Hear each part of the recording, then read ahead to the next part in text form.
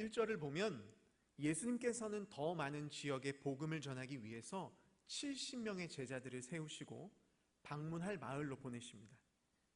창세기 10장에서 노아의 후손은 70개의 민족으로 나눠집니다. 그래서 이 70이라는 숫자는 구약 성경에서 모든 민족을 상징하는 숫자입니다.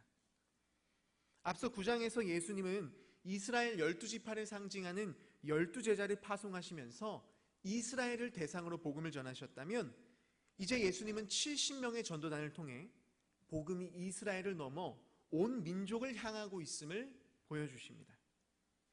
예수님께서는 이 70명의 제자들을 둘씩 짝지어서 보내십니다.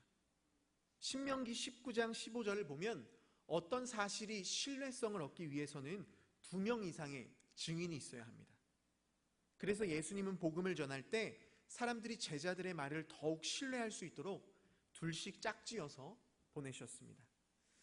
2절 예수님은 제자들에게 추수할 것은 많은데 일꾼은 적다 말씀하십니다. 이 말은 많은 사람들이 구원을 받아야 하는데 복음을 전하는 일에 헌신할 사람이 부족하다라는 말입니다. 그래서 예수님은 제자들에게 추수하는 주인이신 하나님께 일꾼을 보내달라 기도하라고 하셨습니다. 3절부터 9절의 말씀은 예수님께서 70명의 제자들을 마을로 보내시면서 주신 지침서입니다. 제자들이 복음을 전할 때 어떻게 행동해야 하는지 구체적으로 가르쳐 주십니다.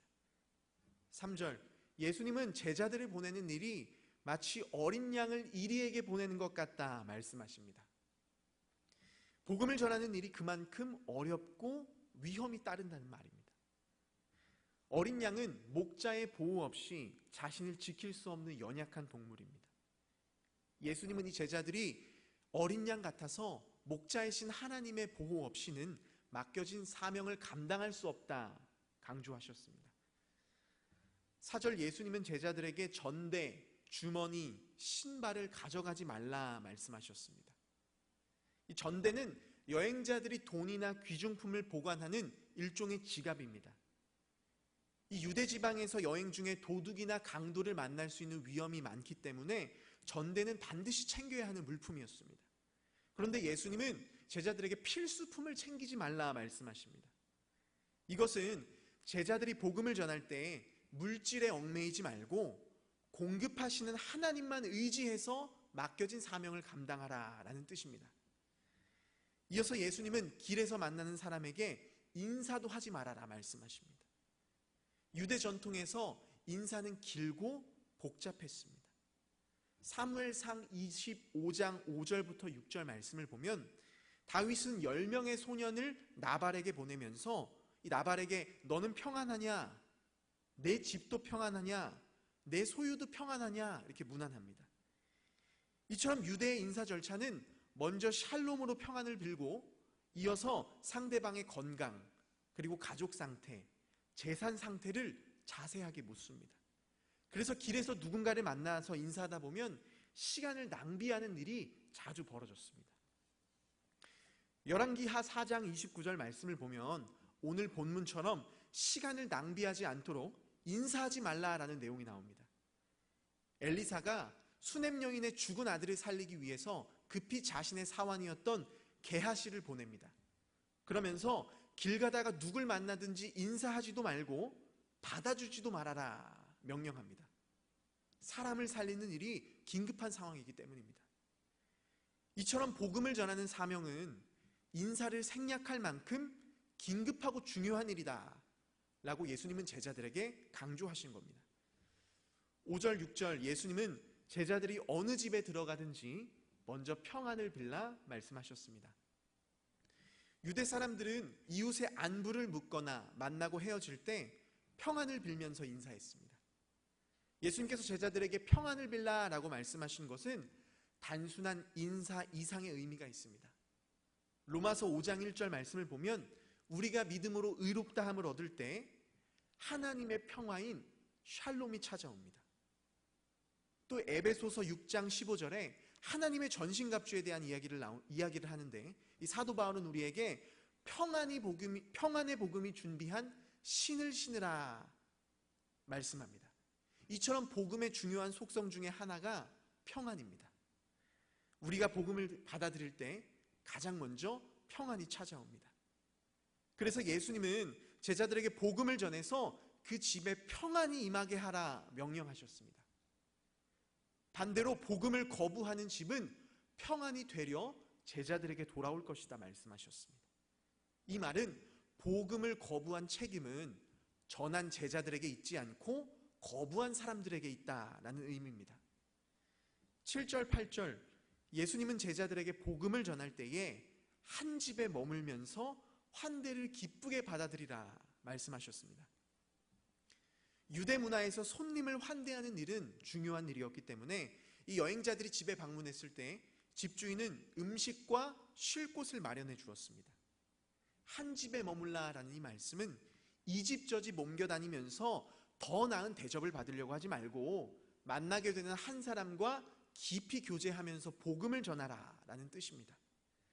9절 예수님은 제자들에게 병자들을 고치고 하나님 나라가 가까이 왔음을 전하라 말씀하십니다. 이 병자들이 고침을 받는 일은 하나님 나라가 임했다라는 것을 보여주는 강력한 증거입니다. 구약의 예언자들은 메시아가 올 때 이 치유와 회복이 일어날 것을 예언했습니다. 결국 예수님이 제자들에게 병자들을 고치라고 말씀하신 것은 하나님 나라가 이 땅에 임했다라는 것을 사람들이 직접 보고 느낄 수 있도록 하신 겁니다. 10절, 11절은 제자들이 복음을 전하는 마을에서 거부당할 때 어떻게 행동해야 하는지에 대한 지침입니다. 11절 예수님은 마을에서 환영받지 못한다면 발에 묻은 먼지를 털어버리라 말씀하십니다. 유대인들은 이방인의 땅을 떠날 때에 부정한 영향을 떨쳐버리기 위해서 발에 먼지를 털어버리는 관습이 있었습니다. 이것은 유대인들이 이방인과의 관계를 끊어버리기 위한 상징적인 행동이었습니다. 예수님은 이 행동을 통해서 복음을 거부하는 자들은 하나님과 상관없는 사람이다 라는 것을 말씀하셨습니다. 12절 예수님은 복음을 거부하는 마을이 그날에는 소돔보다 큰 심판을 받을 것이다 경고하십니다. 마태복음 10장 15절에 따르면 그날은 심판의 날입니다. 이 소돔은 성경에서 하나님의 심판을 상징하는 도시로 자주 언급됩니다. 복음을 거부하는 것은 이 소돔의 죄악보다 더 큰 죄악으로 여겨진다라는 의미입니다. 13절 14절 예수님은 많은 기적을 보고도 회개하지 않았던 이 고라신과 벳세다를 책망하십니다. 고라신은 갈릴리 호수 북쪽에 위치한 도시입니다. 물이 풍부하고 땅이 비옥해서 농업과 어업이 발달했던 부유했던 도시입니다. 벳세다는 갈릴리 호수 북동쪽에 위치한 도시입니다. 이 벳세다의 이름의 뜻은 물고기 집이라는 뜻인데 그 이름처럼 어업이 발달했던 도시였고요. 예수님의 제자였던 빌립과 안드레, 베드로의 고향입니다. 이 고라신과 벳세다는 예수님께서 오랜 시간 머무시면서 제자들을 부르셨고 또 말씀을 가르치셨고 기적을 행하셨던 곳입니다. 반면에 두로와 시도는 이방신을 숭배해서 심판을 받았던 부패한 도시였습니다.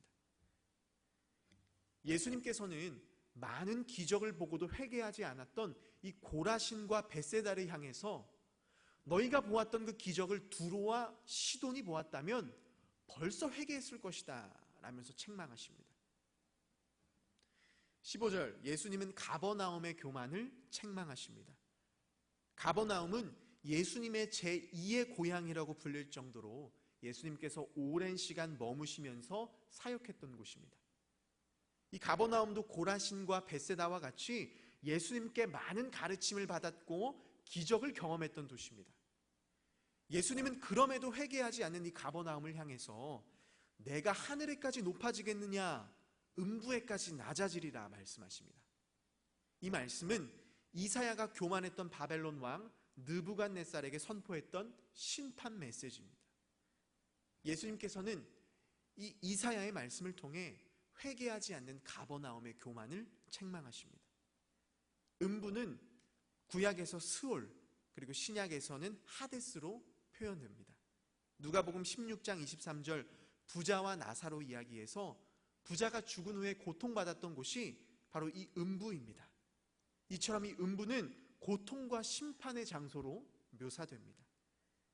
예수님은 교만한 가버나움이 심판을 받게 될 것이고 음부까지 낮아질 것이라 책망하십니다. 16절, 예수님은 제자들의 권위가 하나님으로부터 왔음을 밝히십니다. 따라서 제자들이 전한 복음을 거역하는 것은 예수님을 거역하는 것이고, 예수님을 거역하는 것은 하나님을 거역하는 일이다 말씀하십니다. 17절부터 20절의 말씀은 70인의 제자들이 성공적으로 사역을 마치고 돌아와서 예수님께 보고하는 장면입니다. 17절, 제자들은 예수님의 이름으로 명령하니 귀신들이 복종했다라면서 기뻐하면서 예수님께 자랑합니다. 18절, 예수님은 제자들의 자랑에 사탄이 하늘에서 번개처럼 떨어지는 것을 보았다 말씀하십니다. 제자들은 지금 눈에 보이는 기적에 신났지만 예수님께서는 그 기적 이면에 사탄의 권세가 무너지는 것을 믿음의 눈으로 보셨습니다. 19절 20절, 예수님은 제자들에게 뱀과 전갈을 밟으며 모든 원수의 능력을 이길 권세를 주셨다 말씀하십니다. 이 고대 근동에서 밟는 행위는 승리와 지배를 상징합니다. 그래서 사탄을 상징하는 뱀과 전갈을 밟는 것은 제자들이 사탄을 이겼고 정복했다라는 의미입니다. 예수님은 이 일로 기뻐하지 말고 그들의 이름이 하늘에 기록된 것으로 기뻐하라 말씀하십니다. 말씀을 정리합니다. 하나님은 70인의 제자들을 보내셨던 것처럼 우리를 세상으로 보내십니다. 그리고 우리에게 혼란한 세상에서 평안의 복음을 전하라고 명령하십니다. 그런데 우리가 육신의 정욕에 빠져서 평안을 잃어버렸다면, 구원의 기쁨을 잃어버렸다면 우리는 세상에서 빛과 소금의 역할을 감당할 수 없습니다. 70인의 제자들처럼 세상에서 하나님의 나라를 선포하고 귀신을 제압하고 병든 자를 고쳐야 하는데, 우리가 여전히 세상에 목매어 살아간다면 이리가 가득한 이 세상에서 백전백패할 수밖에 없습니다. 우리를 통해 어떤 선한 능력이 나타날 수 있겠습니까? 혼란한 세상을 변화시킬 수 있는 능력은 오직 평안의 복음입니다. 여러분, 오늘 우리 안에 복음이 주는 평안이 차고도 넘치기를 소망합니다. 그래서 우리가 가는 곳곳마다 혼돈과 어둠을 물리치고 하나님 나라 질서를 세우는 평안의 사람이 되시기를 바랍니다. 예수님은 제자들을 보내는 일이 어린 양을 이리에게 보내는 것 같다 말씀하십니다. 여러분, 세상에 놓여진 우리는 어린 양같이 연약합니다. 어린 양인 우리가 이리떼가 가득한 이 세상 속에서 살 수 있는 유일한 길은 하나님을 의지하는 일입니다. 예수님은 제자들을 마을로 보내면서 필요한 물건을 챙기지 말라고 말씀하십니다. 마치 이스라엘 백성들을 광야에 두셨던 것처럼 살 수 있는 모든 가능성을 제거하셨습니다. 왜 그렇게 하셨을까요? 예수님은 제자들이 철저하게 하나님만 믿고 의지하는 것을 배우게 하셨습니다. 또 예수님은 제자들에게 이 집 가면 더 편한 잠자리가 있을까? 저 집 가면 더 맛있는 음식을 먹을까? 돌아다니지 말고 한 집에 머물라고 하십니다. 왜 그렇게 말씀하셨을까요? 내 생각과 판단으로 하나님의 일하심을 제한하지 말고 공급하시는 하나님만 의지하라는 뜻입니다. 사랑하는 성도 여러분, 평안의 복음을 전하는 자가 되시기를 소망합니다. 또 오늘 이 아침에 철저히 하나님만 의지하라는 그 예수님의 명령을 가슴 깊이 새기시길 바랍니다. 내 경험과 생각을 의지하지 마시고 하나님만 의지해서 맡겨진 사명을 감당하십시오. 그러면 여호와 일의 하나님께서 우리의 삶에 가장 필요하고 좋은 것으로 준비하시고 채우실 줄 믿습니다. 기도하겠습니다.